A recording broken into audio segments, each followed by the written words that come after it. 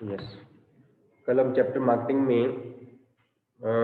Which P we were doing, second, third, fourth, third P Third, right. कर चुके हैं हम, प्राइस भी कर चुके हैं, हम प्लेस कर रहे थे और प्लेस में हमारा टॉपिक चल रहा था factors affecting the channels of distribution, choice of channels of distribution, है ना। और इसमें हमने 3 फैक्टर्स मेरे ख्याल से 3 कर लिए थे, 2 किए थे, 2 में से एक हमने किया था प्रोडक्ट रिलेटेड फैक्टर्स और एक किया था company related factors. Okay, third लिखिए market related factors, market related factors.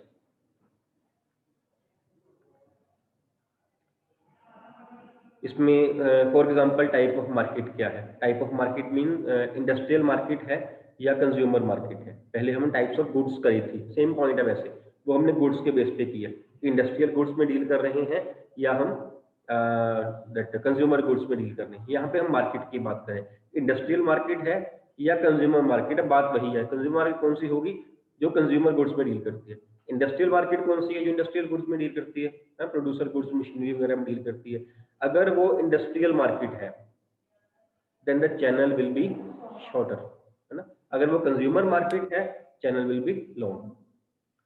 Fine, ऐसे ही गुड्स में भी था, टाइप्स ऑफ गुड्स में भी ऐसे ही था। अगर हम कंज्यूमर गुड्स में डील कर रहे थे तो चैनल जो था वो लॉन्ग होने के चांसेस थे और इंडस्ट्रियल गुड्स में शॉर्ट होने के चांसेस थे। सेम पॉइंट यहाँ पे है, बस आपने गुड्स काट के वहां मार्केट लगा लेना है।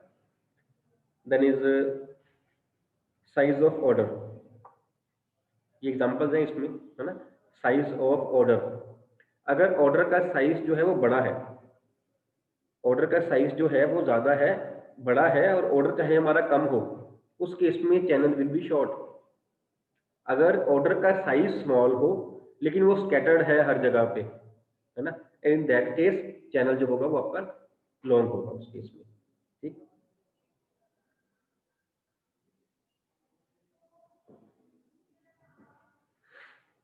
देन इज इसी में एग्जांपल है size of market, size of market, अगर मार्केट का साइज स्मॉल है then channel will also be small. Then in that case जो मैन्युफैक्चरर है वो कंज्यूमर तक खुद पहुंच सकता है या एक आध मिडल मैन लेके पहुंच सकता है।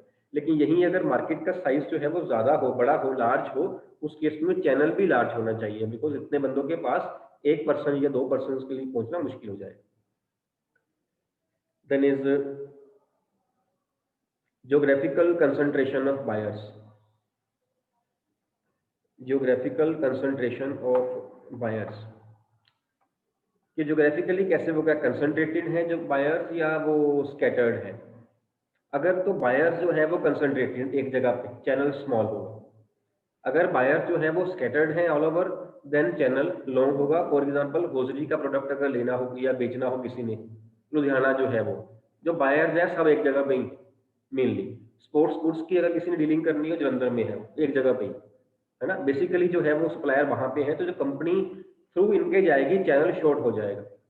अगर कहीं मार्केट ऐसी हो या जिसका साइज जो है बायर्स का जो कंसंट्रेशन है वो अलग अलग जगह पे हो, उस केस में अलग अलग बंदे भी चाहिए होंगे, उस केस में जो चैनल है वो लॉन्ग हो सकता है। Fine, these were the market related factors. Then next is competition related factors.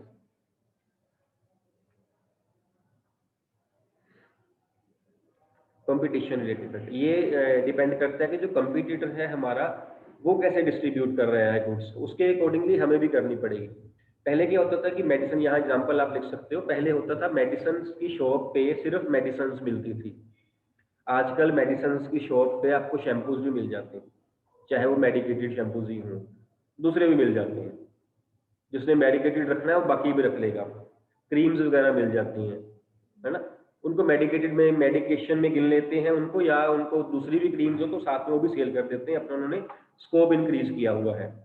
Stationery वाले जो पर्सन हैं वहाँ पहले सिर्फ पेन पेंसिल्स वगैरह नोटबुक्स मिलती होती थी, तो धीरे धीरे उन्होंने मैगजीन्स वगैरह शुरू कर ली, अब उन्होंने गिफ्ट आइटम भी शुरू की हुई है।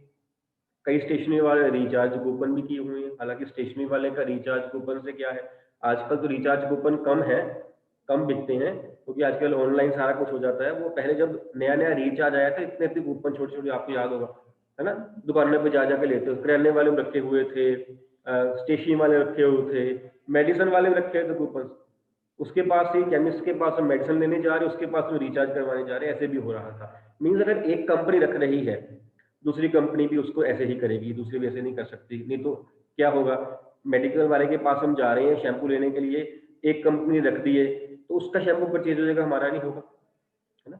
यस तनवीर, तनवीर कौर आपका हैंड रेज है। Sir, please explain the point. Which point बेटा, आपकी आवाज नहीं साफ आ रही।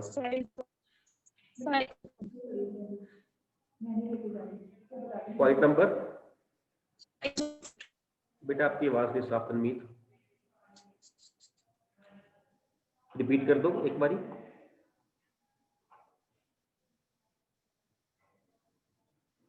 चलिए, Sir, please repeat the point. Size of order. Size of order, अगर ऑर्डर का साइज जो है वो बड़ा है ना, और स्कैटर्ड नहीं है, वो ऑर्डर एक जगह पे ही लेना है, उस केस में जो चैनल होगा वो स्मॉल होगा। अगर ऑर्डर का साइज जो है वो स्मॉल है और ऑर्डर से ज्यादा है हमारे पास, उस केस में चैनल जो है वो आपका लॉन्ग हो जाएगा। ठीक, ठीक है तनवीर। Okay, sir. ये था आपका competition related factors. And last point इसमें है environment related factors. Environment related factors में कि इकोनॉमी में कैसा एनवायरनमेंट है, इकोनॉमी जो है वो बूम में है या वो डिप्रेशन में है। बूम पीरियड चल रहा है, डिप्रेशन। अगर बूम पीरियड चल रहा है मीन्स डिमांड ज़्यादा है, हर जगह पे कंजम्पशन हो रही है, हर जगह डिमांड ज़्यादा है, चैनल लॉन्ग हो जाएगा। कंपनी के लिए, प्रोड्यूसर के लिए उसको खुद मैनेज करना मुश्किल हो जाएगा बिकॉज डिमांड ज़्यादा है ना।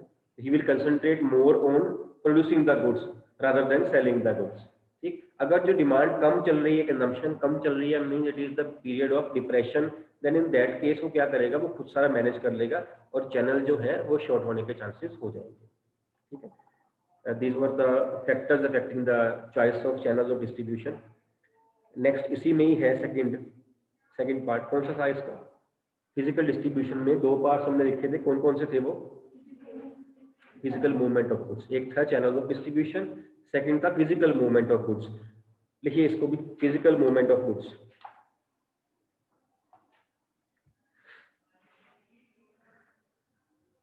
फिजिकल मूवमेंट ऑफ गुड्स में हम वो बातें करते हैं कि जिसमें हम how the goods are physically sent from the place of production to place of consumption. वहां हम सिर्फ चैनल्स की बात कर रहे थे, यहाँ how the goods are sent from producer to the consumer, it involves all the activities, it is transportation also there, and then in this warehousing is also there, है ना, इंश्योरेंस इज आल्सो देयर, ये सारा कुछ जो है इसमें आता है। एक दो पॉइंट्स आप और नोट कर लीजिए जिसमें इसके components of physical movement of goods, components of physical, इसके physical movement of goods के मीनिंग के लिए दो चार लाइन छोड़ लेना, अदरवाइज है क्या ये, it includes all the activities which are involved in sending the goods from place of production to the place of consumption, for example transport, for example warehousing etc. ठीक, components में first point है processing of order, processing of order. Order process करने में यहाँ वो time की बात कर रहा है कि it is time gap between order placed by the customer and it's delivery, जो हम डिलीवरी दे रहे हैं वो, उसमें कितना टाइम लग रहा है, कितने टाइम में हम ऑर्डर को प्रोसेस कर रहे हैं। जितना टाइम फ्रेम कम होगा उतना इजिली जो गुड्स है वो इसके पास, कंज्यूमर के पास हम पहुंचा सकते हैं। while physically sending the goods, order processing time should also be taken into consideration, because customer जो है जब उसने ऑर्डर कर दिया ना उसके बाद वो वेट नहीं कर सकता है। नहीं, हम इसको गिनते हैं ट्रेडिशनल बिजनेस में, हम वहां पे गए, चीज पड़ी थी, हम पैसे दिए, हम चीज ले आए। लेकिन जब हम बड़े बिजनेस की बात करते हैं चीज ऐसे नहीं मिलती है, चीज आपको कस्टमाइज्ड मिलेगी, आपको ऑर्डर करना पड़ेगा, आपको ये चीज चाहिए, आपको इसमें ये फीचर चाहिए, आपको ये चाहिए, उसके बाद वो आपका ऑर्डर लेंगे, आपके ऑर्डर के हिसाब से वो चीज बनाएंगे। Of course it will take time, but that time should be minimum possible, that is order processing time, कि आपको कस्टमर ने ऑर्डर कर दिया है और आपने उसको कब पहुंचानी है गुड्स, जितना वो टाइम कम होगा उतनी ही कस्टमर सेटिस्फेक्शन जो है बढ़ जाएगी। ठीक है, क्योंकि अगर अदरवाइज क्या होगा, अगर हम एक बार टाइम ज़्यादा ले लेंगे तो कस्टमर जो है रिपीट सेल नहीं करेगा, और कोई भी बिजनेस रिपीट सेल के बिना नहीं रह सकता। एक कस्टमर हमने एक बार नहीं बुलाना है, हमने एक कस्टमर को कई बार बुलाना है, उसको मेंटेन करके रखना है कस्टमर को। Then is inventory control. Inventory control, it is also very important point, one of the most important point। Inventory कैसे, इन्वेंट्री मीन स्टॉक, उसे कंट्रोल कैसे करना है। Now what is the meaning of control of inventory? Means ना तो हमारे पास inventory ज्यादा हो, ना ही इन्वेंट्री हमारे पास कम हो, बिकॉज ज्यादा इन्वेंट्री का होना मतलब दोनों के अपने अपने अपने अपने पॉजिटिव्स हैं, अपने अपने नेगेटिव है। अगर हमारे पास इन्वेंट्री ज्यादा है, सपोज पॉजिटिव क्या है, कस्टमर के पास वैरायटी हो देखने को, चेक करने को, कस्टमर खुश होकर जाएगा। But at the same time ज्यादा इन्वेंट्री हमारी कैपिटल को ब्लॉक करके रखेगी। अगर हम इन्वेंट्री कम कर लें, उस केस में क्या होगा, पैसा तो हमारा कम ब्लॉक होगा वहां पे, लेकिन कस्टमर सेटिस्फाई नहीं होगा। अगर हम ही कस्टमर बन जाए, हमने एक जीन्स परचेज करनी हो ना, हम 5 दुकानें घूमते हैं, है ना, ऐसे करते हैं, और हर जगह पे हर कलर ऑफ जीन हम निकाल निकाल के चेक करवा करवा के उसको, या टी शर्ट वगैरह हो उसको हम ट्राई रूम में जाकर डाल डाल के देखते हैं। लेनी हमने एक ही होती है, ऐसे होता है। बट कस्टमर कितनी वैरायटी चाहता है, एक्चुअली मतलब ये है कहने का। अगर हम एज अ कस्टमर जिसने एक चीज परचेज करनी है, वो वैरायटी चाहता है, तो जो बड़ी बड़ी कंपनीज है उनको भी तो वैरायटी चाहिए होगी ना। तो जो बिजनेस हमारे लिए जब कंट्रोल करनी है inventory, it is very important point कि ना तो मिनिमम इन्वेंट्री से नीचे जाए हम, ना ही हम मैक्सिमम इन्वेंट्री के ऊपर जाए। ठीक है, एक होगा मैक्सिमम लेवल ऑफ इन्वेंट्री, एक होगा minimum level of inventory. Maximum level, इससे ऊपर जाने की जरूरत नहीं है, इसके ऊपर जो है अगर हम रखेंगे वो, तो उस केस में हमारी वेस्टेज ऑफ रिसोर्सेज है, हमें चाहिए ही नहीं। मिनिमम लेवल, इससे नीचे भी नहीं जाना, इससे नीचे भी नहीं जाना, इससे नीचे चले जाएंगे हमारे पास इन्वेंट्री कम हो जाएगी, कस्टमर को दिखाएंगे क्या। तो somewhere in between maximum level and minimum level there is another level, that is reorder level. Reorder level कि जब हम इस इन्वेंट्री पे पहुंच जाएं तो ऑर्डर कर देना चाहिए अगला, क्योंकि जब हम ऑर्डर करेंगे तो सामान आते आते हमें टाइम लगेगा, जिससे कि हम ये वाला गैप जो है वो कवर कर लेंगे। अगर हम यहाँ जाके ऑर्डर करेंगे, जब सामान आएगा उससे पहले तो हमारे पास सामान खत्म हो चुका होगा, हमारे कस्टमर्स कहीं वापस चले जाएंगे। ठीक है ना, मैक्सिमम और मिनिमम लेवल के बीच में एक लेवल है, दैट इज रीऑर्डर लेवल। जैसे ही हमारी इन्वेंट्री वहां पहुंची, हमने ऑर्डर कर देना है, ऑर्डर आते आते टाइम लगेगा, हम मिनिमम तक नहीं पहुंचेंगे, उससे पहले हमारे पास सामान जो है वो आ जाएगा। बट इन्वेंट्री जो है, जैसे हम बात कर रहे हैं, कैपिटल इन्वेस्टमेंट बहुत ज्यादा है, और जब हम उन गुड्स में डील कर रहे हैं जो गुड्स कॉस्टली हैं, it becomes very difficult for a businessman की हर एक चीज का इन्वेंट्री लेवल रखे वो, है ना। तो उस केस में एक नई टर्म आ गई है, that is just in time inventory. Just in time inventory, just in time inventory. अब वो क्या करते हैं, इन्वेंट्री रखते ही नहीं है अपने पास, आपका ऑर्डर लेते हैं, ऑर्डर देते हैं, आपको गुड्स पहुंचा देते हैं, अपने पास कम रखते हैं इन्वेंट्री। फॉर एग्जांपल, अगर आपने सोफा वगैरह बनवाना हो, कर्टन वगैरह लगवाने हो, तो आपके पास वो सोफे कपड़े इतने नहीं दुकानों वालों के पास पड़े होते, वो आपको क्या करते हैं, कॉपी से दिखाते हैं ऐसे सैंपल सा, कहते हैं आप पसंद कर लो जी, ये वाला है, उसकी फोटो लगी होती है साथ में, ये बन के ऐसा लगेगा, ये बन के ऐसा लगेगा। आप बोलोगे मेरे को ये वाला चाहिए, उसका नंबर होता है, वो नंबर नोट करते हैं, प्रोड्यूसर को भेज देते हैं, ये वाला नंबर इतना कपड़ा भेज दीजिए, 2 दिन के बाद कपड़ा आ जाता है। अपने पास वो कुछ भी नहीं रखते, जस्ट इन टाइम इन्वेंट्री, कि आपने ऑर्डर किया, आपको ऑर्डर जो है 1 दिन में 2 दिन में मिल जाएगा। सारी इन्वेंट्री रखी हुई है प्रोड्यूसर ने अपने पास, बीच वाले जो मिडिल पर्सन है उन्होंने निकाल ही दी इन्वेंट्री, एक कॉपी रख ली, कॉपी ही देख के वो जो है वो सारा कुछ कर लेते हैं। ठीक है, उससे उनका जो पैसा है वो ब्लॉक नहीं, कैपिटल नहीं ब्लॉक होती। देन इसके अलावा ट्रांसपोर्टेशन, इंश्योरेंस और वेयर हाउसिंग हमने पहले लिखी हुई है, वो भी इसी के कंपोनेंट्स ही हैं। ट्रांसपोर्टेशन से ही हम गुड्स जो है वो सेंड करेंगे from producer to customers, and warehousing से हम गुड्स को स्टोर कर लेंगे। ठीक है, this was about third P. Now we'll start with the last P, that is the promotion. Promotion of the product. Promotion क्या है? प्रमोशन का मीनिंग, डोंट टेल मी कि sir it is to promote the goods.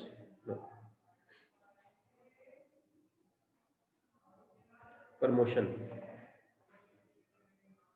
किसी को नहीं पता, online offline किसी को नहीं पता, 1 2 और कोई? Tanveer, Tanveer, yes. Promotion means advertising of the product over and over a long period of time Hmm. to so that the customers get to know about the product, and your product is distinguished from other products. Okay Navjot, कुछ ये ठीक है या इसको ठीक करना चाहोगे आप? तनवीर ठीक है आपका, मोस्टली आपका ठीक है बेटा, लेकिन एक वर्ड से मेरे को प्रॉब्लम हुई है बस। किससे हुई है problem? Navjot can you Sir, tell? वो वर्ड चाहिए मेरे को बस sir, एक, ठीक है इसका। it is not only about advertisement. बिल्कुल, आपका आंसर ये था। Things you do to promote your product to get more sales, Yes, higher ma'am. sales. It is not limited to advertisement only, Tanveer. It is to actually the promotion is to inform the product to the potential customers. Inform करना है, जरूरी नहीं कि advertisement ही करनी है। Advertisement is one of the elements of promotion. Promotion के आगे 4 elements हैं। सिर्फ एडवर्टाइज करना गुड्स को इज नॉट द प्रमोशन। इसके अलावा हमने डिस्कस किया पब्लिसिटी भी है, पब्लिक रिलेशन मेंटेन करना भी है, देन अपना पर्सनल सेलिंग भी है, देन वो सेल प्रमोशन स्कीम्स भी है। All these are the elements of promotion. Promotion में हमने कस्टमर्स को इन्फॉर्म करना है। कैसे इन्फॉर्म करते हैं? वो पब्लिक रिलेशंस कैसे बना के रखते हैं, ठीक है? जैसे कोई थैंक्स लेटर निकाल देते हैं, हमारा प्रोडक्ट कस्टमर ने परचेज किया, हम थैंक्स लेटर निकाल देते हैं, उसको एसएमएस कर देते हैं, उसको मेल कर देते हैं, ठीक। सेल प्रमोशन स्कीम्स है, हम बाय 2 गेट 1 फ्री वो दे देते हैं, पर्सनल सेलिंग करते हैं। All these things are the elements of promotion. So बाकी आपका सारा आंसर ठीक था तनवीर। इसमें आपने एडवर्टाइजमेंट वर्ड यूज नहीं करना है because it is one of the elements, है ना। हमने एडवर्टाइजमेंट की जगह हमने इंफॉर्मेशन वर्ड यूज कर देना है, एनकरेज वर्ड यूज कर देना है, to inform the customers, to persuade them to purchase the product, to encourage them, to motivate them to purchase the product. Inform क्या करना है? प्रोडक्ट के बारे में और उसके यूजेस के बारे में, कैसे इसको यूज कर सकते हैं, ये सारा कुछ, ये सारा जो है प्रमोशन बन जाएगी, ठीक। And it is very important element of marketing mix. Otherwise सारे ही इंपॉर्टेंट है, लेकिन ये भी बड़ा इंपॉर्टेंट है। जिस एलिमेंट को पकड़ लें ना वो इंपॉर्टेंट लगता है। वो सारे सुपना है ही 4। जब हमने प्रोडक्ट पढ़ा, ये बड़ा इंपॉर्टेंट एलिमेंट है। फिर हम प्राइस पे आए, बड़ा इंपॉर्टेंट है। प्लेस पे आए, वो भी इंपॉर्टेंट है। प्रमोशन भी इंपॉर्टेंट है। Actually every element is important because marketing mix as a mix is important. आप इसमें से एक चीज निकाल दीजिए, गुड्स नहीं बिकनी। जितना मर्जी अच्छा प्रोडक्ट हो, प्राइस भी कॉम्पिटिटिव हो, प्रमोशन भी कर दी, प्लेस करी नहीं, फिजिकल डिस्ट्रीब्यूट नहीं किया, चीज बिक जाएगी? नहीं बिकेगी। अच्छा प्रोडक्ट है, अच्छा प्राइस है, डिस्ट्रीब्यूट भी हो गई, प्रमोशन नहीं करेगी, चीज बिकेगी? नहीं बिकेगी। प्राइस अच्छा ना हो, महंगा हो प्राइस, प्रोडक्ट भी अच्छा हो, प्लेस भी हो गई, प्रमोशन भी हो गई, नई चीज बिकनी, है ना। कोई एक पी आप बीच में से निकाल लीजिए, आपका वो सर्कल टूट जाना है, मार्केटिंग मिक्स पूरा ही नहीं होना। जब सारा कुछ होगा, चीज भी अच्छी होगी, प्राइस भी कॉम्पिटिटिव होगा, गुड्स भी अवेलेबल होंगी, still the goods have to be sold by promotion. उसके बाद भी बेचनी पड़ेंगी, क्योंकि अच्छा प्रोडक्ट सिर्फ हमारा नहीं है, अच्छा प्राइस सिर्फ हमारा नहीं है, सिर्फ हम ही गुड्स को पहुंचा रहे हैं, सारे ही पहुंचा रहे हैं। हमारा कोई चीज क्यों बिकेगी हमारी? क्योंकि हम प्रमोट भी करेंगे। चारों एलिमेंट्स होंगे तो सेल होनी है। अगर एक एलिमेंट मिसिंग हो गया तो सेल नहीं होगी, ठीक है। लिखिए इसके ऑब्जेक्टिव्स ऑफ प्रमोशन। नंबर 1, जो मेन इसका ऑब्जेक्टिव है, to increase the sale of the product. Number 2, to provide information to customers and middlemen.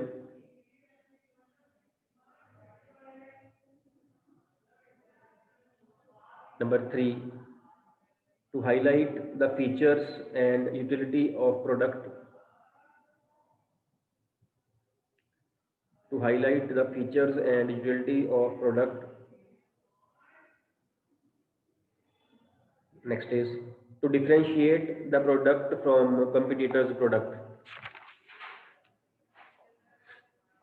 To differentiate the product from competitors' product.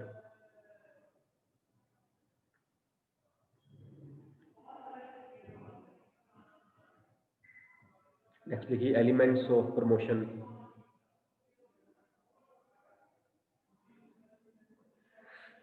Elements of promotion. कौन कौन से elements हैं? Advertisement, public relations, sale promotion schemes and personal selling, ठीक है। ये 4 जो आपके elements हैं। अदरवाइज ना जैसे हमने 4 पीस मार्केटिंग की 4 पीस उनके एलिमेंट्स थे, उन 4 पीस को अगर हम कंबाइंड करते उन्हें हम क्या बोलते हैं? Marketing mix. ऐसे ही जो ये चारों को कंबाइन करते हैं इसको बोलते हैं प्रमोशन मिक्स। मेरी बात समझ आ रही? ठीक है। ऐसे ही प्रोडक्ट मिक्स, उसमें क्या क्या होगा? ब्रांडिंग, लेबलिंग, पैकेजिंग वगैरह इसमें आ जाए। ऐसे ही प्राइस मिक्स, सारे एलिमेंट्स जितने भी प्राइसिंग के रिगार्डिंग जितने भी डिसीजन लेने हैं हमने वो सारे प्राइस मिक्स में आ जाएंगे। ऐसे ही प्लेस मिक्स में सारे एलिमेंट्स ऑफ सारे decisions of sending the goods from production to consumption, ठीक है। जितने एलिमेंट्स है, एक तो मार्केटिंग मिक्स बन गया 4 पीस का, एक हर एक पी के अपने एलिमेंट्स हैं, वो हर एक पी का मिक्स बन जाएगा। Product mix, price mix, place mix and promotion mix. Promotion mix के elements advertisement, public relations, personal selling and sale promotion schemes, ठीक है। इसमें हम जो पहले है वो पढ़ेंगे इसमें एडवर्टाइजमेंट। अगर हमने इसको प्रमोशन को डायग्राम में दिखाना हो तो हियर इज द प्रोड्यूसर, ये प्रोड्यूसर है, ये कंज्यूमर है, ठीक है। इसको आपस में इन्फॉर्म करना किसके थ्रू? कम्युनिकेशन के through. Now this communication means all the 4 elements of promotion: advertisement, public relations, sale promotion schemes and personal selling. इन चीज़ों के थ्रू हम उनको इन्फॉर्म करके प्रोड्यूसर और कंज्यूमर को आपस में मिला सकते हैं। अदरवाइज कस्टमर जो है ही विल रिमेन अनइन्फॉर्म्ड, तो वो गुड्स को परचेज नहीं करेगा, उसको पता ही नहीं गुड्स ये आ रही है ना। हम जब पता हो हम गुड्स आ रही है, हम जाके डिमांड करते हैं कि ये वाली चीज़ दे दो। अगर हमें ना पता हो, गुड्स की ऐड वगैरह ना हमने सुनी हो या पढ़ी हुई है उसकी ऐड, तो हम क्या करते हैं, अगर वो बताएगा प्रोड्यूसर तो हम परचेज कर सकते हैं, हम परचेजिंग हमें पता ही नहीं। Promotion is informing the customers, potential customers. इसमें फर्स्ट एलिमेंट लिखिए advertisement.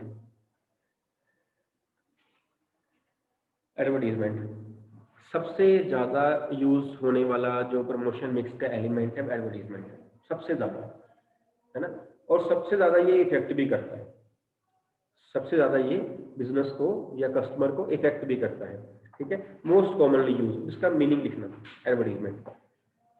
It means any paid form of non personal presentation,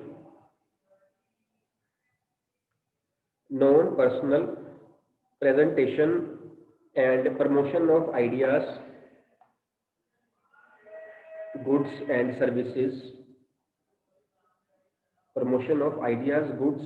services, of an identified sponsor,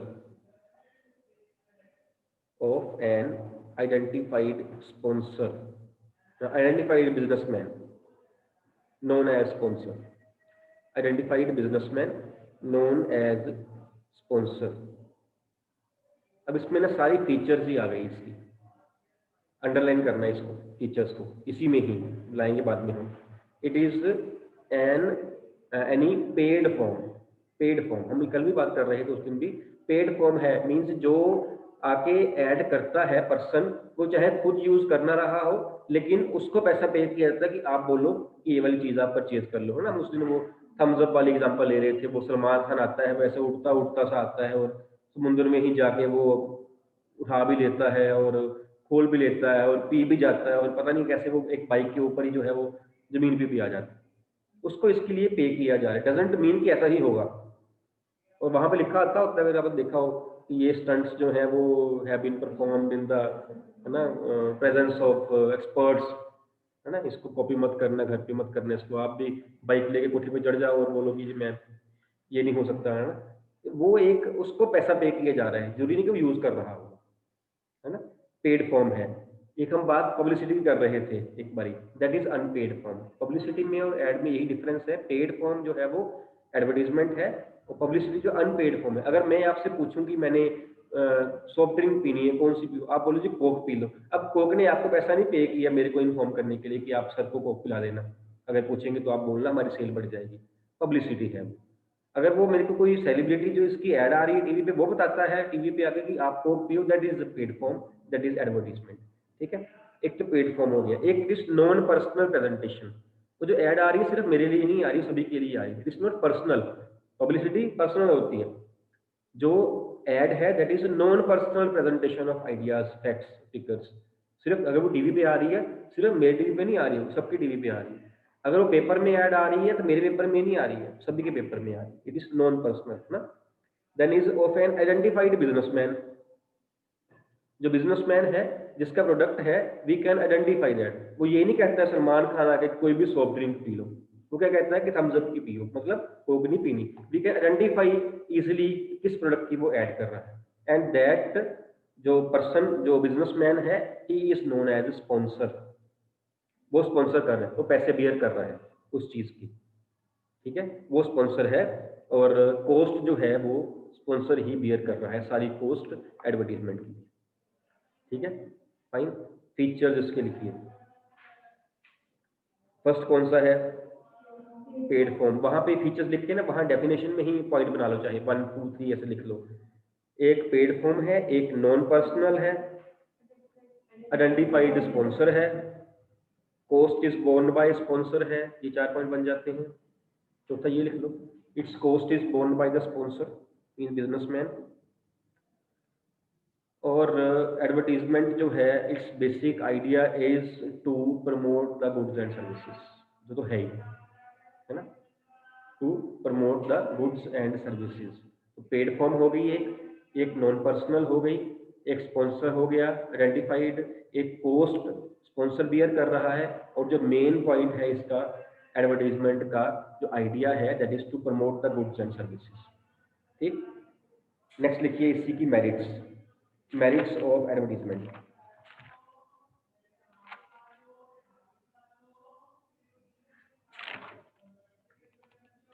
merits को हम 3 पार्ट्स में कर सकते हैं। फर्स्ट है merits for manufacturers and traders, merits for manufacturers and traders. Number 1, it helps in introducing new products, helps in introducing new products. Second is it develops new taste in the public, it develops new taste in the public and stimulates them to purchase the product, stimulates them to purchase the product. Next, it helps in increasing the sale of existing products, increasing the sale of existing product. Then it helps in creating steady demand of the product.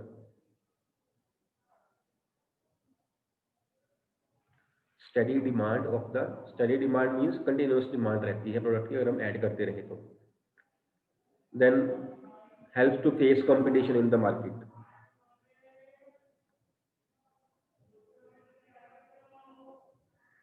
helps to face competition in the market. Increases the morale of the employees.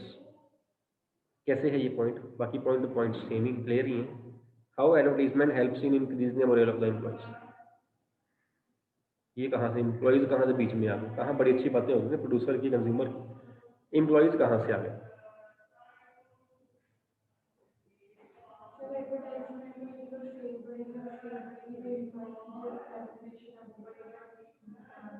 Yes, उनकी रेमंडेशन बढ़ेगी cell बढ़ने से। Otherwise एक company जिसकी advertisement वगैरह हो रही है, उस कंपनी में काम करना, है ना, हर एक एम्प्लॉय अच्छा सा फील करेगा ना, पॉजिटिव सा फील करेगा, हाँ हमारी कंपनी की ऐड भी हो रही है। हाँ जी हर्षा।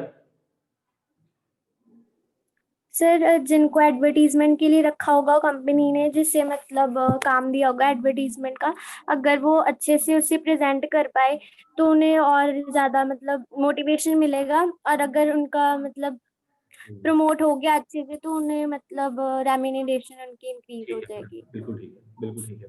अदरवाइज एज एम्प्लॉइज, अगर सपोज मैं स्कूल में एम्प्लॉई हूँ, कल को स्कूल की ऐड आती है अखबार में, को अच्छा लगेगा ना। मेरा वैसे ही मैंने वहाँ ना कुछ किया, ना मेरे करके कुछ हो रहा है, आई मीन मैं वैसे खुश हो जाऊंगा कि वहाँ मेरे स्कूल की ऐड है, चाहे वहाँ मेरा 1% कंट्रीब्यूशन ना हो। आई विल फील मोटिवेटेड कि हाँ जी मेरे स्कूल की ऐड आई। नहीं, ऐसी अगर मैं किसी कंपनी में काम कर रहा हूँ, मेरी कंपनी की ऐड आ रही है, मेरी कंपनी की ऐड आ रही है, हम यही कहेंगे, है ना। एक बारी कोई आईपीएल का मैच चल रहा था, 5-7 साल पहले की बात है, उसको किसी अ, मतलब टॉस करवाने के लिए ना, वो कोई बुलाते होते थे बंदा बाहर से, वो टॉस करवाता होता था ना, एसीसी कंपनी के बंदे को बुलाया गया। एसीसी के कंपनी का बंदा था, कोई सेल्स मैनेजर, मोहाली में मैच था शायद, सेल्स मैनेजर था, उसको बुलाया गया। तो यहाँ एक मेरा फ्रेंड है, उसके पास एसीसी की डीलरशिप है, वो चाहे वैसे मैच भी ना देखे, उस दिन उसने टॉस भी देखी, वो देखो हमारा बंदा आ गया, वो टॉस करवा रहा है। मतलब ही वॉज फीलिंग मोटिवेटेड कि हाँ हमारी कंपनी का, मतलब ये कंपनी जिसमें मैं डील कर रहा हूँ मेरी ही कंपनी है, अगर मैं उसका एम्प्लॉई हूँ, मैं ही उसका एम्प्लॉय, मतलब मेरी ही कंपनी है, it mean I will feel motivated. उसने टॉस तक देखी, जो बंदा कभी मैच भी नहीं देखता है ना। सो देन है, it is very economical method. बाकी पॉइंट सिंपल है, ये पॉइंट भी इकोनॉमिकल इकोनॉमिकल नहीं है, इसीलिए तो मैं लिखवाया है कि ये है economical. How it is economical method, इनकी कॉस्ट एडवर्टीजमेंट की यू कांट इमेजिन कि क्या कॉस्ट पड़ती है। पर सेकेंड्स लैक्स ऑफ रुपीज होते हैं इनके। पर आप एड्स देखना, जब पी कार्स में एड्स आती हैं या मैचेस में एड आती हैं, आप एड छोटी छोटी होती हैं, 5, 6, 7, 8 सेकेंड्स की होती हैं एड्स, लाखों रुपया होता है एक बार पे करने का। या उन्होंने ठेका ही किया होता है कि हमारी एड जी हर ओवर के बाद आप प्ले कर देना, इतने पैसे मिल रहे हैं आपको। आप एड बिल्कुल छोटी छोटी एड्स, 5, 5, 7, 7 सेकंड की, 8, 8 सेकंड की एड्स होती हैं, तो still it is economical. How it is economical, है किसी के पास आंसर? नहीं, वो तो जब सेल होगी तो जरूरी नहीं सेल हो जाएगी, बढ़ जाएगी। Advertisement is not a guarantee कि सेल बढ़ जाएगी, है ना। तो सेल बढ़ना, that is the point, increase in sales. Economical नहीं है, सेल बढ़ जाएगी तो कॉस्ट थोड़ी कम हो जाएगी, कॉस्ट तो बढ़ी है, ऐड कर दी, कॉस्ट तो बढ़ी गई है। जब हम इकोनॉमिकल की बात कर रहे हैं, हम कॉस्ट की बात कर रहे हैं। इकोनॉमिकल है as compare to personal selling. Personal selling में क्या है, हम 1-to-1 फेस कर रहे हैं, है ना। इसमें क्या है, अगर हमने मास पीपल के पास रीच करनी हो, अपनी लोगों के पास, मैक्सिमम लोगों के पास रीच करनी हो, एडवर्टीजमेंट से इकोनॉमिकल मेथड कोई भी नहीं है।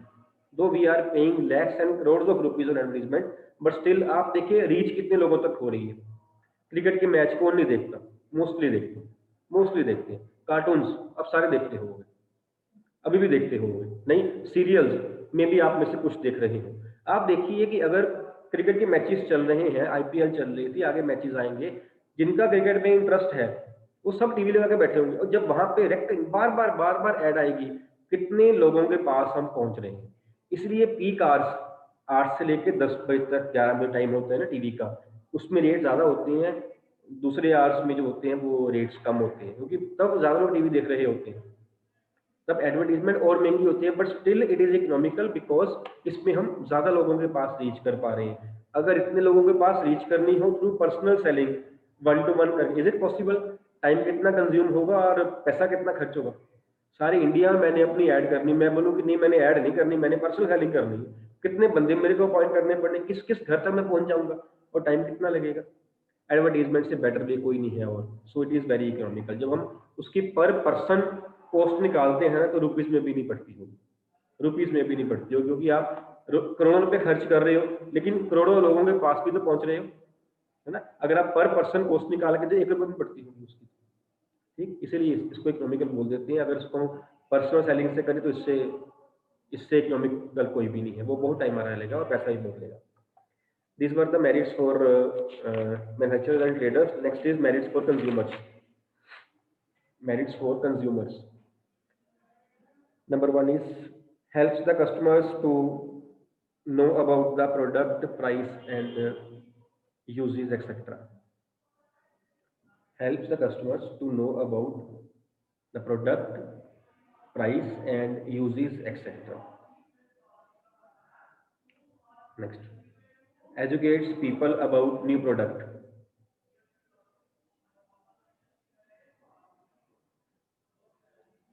Next, ensures supply of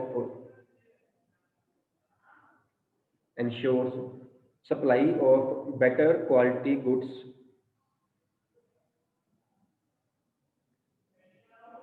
better quality goods कैसे होगा ये? क्योंकि मैन्युफैक्चरर के ऊपर रिस्पॉन्सिबिलिटी आ जाएगी कि उसने गुड्स अच्छी बनानी है, वो ऐड करवा रहा है अपने, ठीक है। एडवर्टीजमेंट जो है वो उसको इंड्यूस करेगी, उसको वो मतलब उसको वो एनकरेज करेगी कि अब तू ऐड तो दे रहा है भैया, अच्छी भी चीज़ बना, ये ना हो अच्छी चीज़ बनाए ना, कस्टमर जो है दोबारा आए ना और तेरी ऐड का भी जो खर्चा है वो सारा खराब हो जाए, ठीक। Next is this was for customers. Next is merits for society.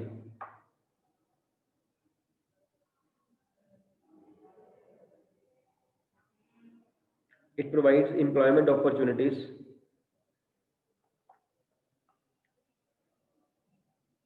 It provides employment opportunities. किनको मिलती है employment opportunities?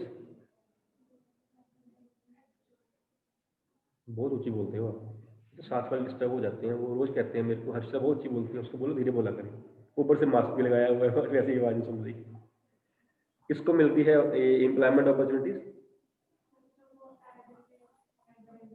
जो एड कंपनी में काम कर रहे हैं, चाहे वो राइटिंग कर रहे हैं ऐड की, चाहे वो डिजाइनिंग कर रहे हैं ऐड की, चाहे वो मॉडल्स हैं, सबको एम्प्लॉयमेंट मिलती है, ठीक। Next is promotes standard of living of people. Promotes standard of living of people कैसे? गुड क्वालिटी प्रोडक्ट्स देके, वैरायटी ऑफ प्रोडक्ट्स देके जो स्टैंडर्ड ऑफ लिविंग है वो इम्प्रूव हो जाता है। Next is helps in earning foreign exchange, helps in earning foreign exchange by finding international customers.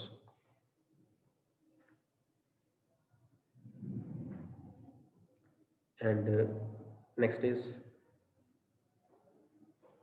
provides source of income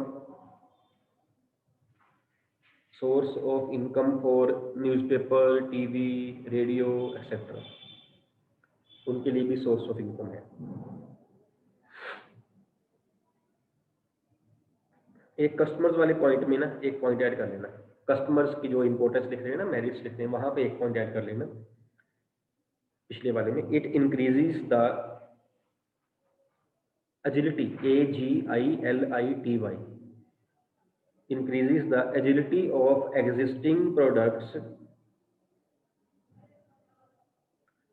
by adding to the amount of satisfaction।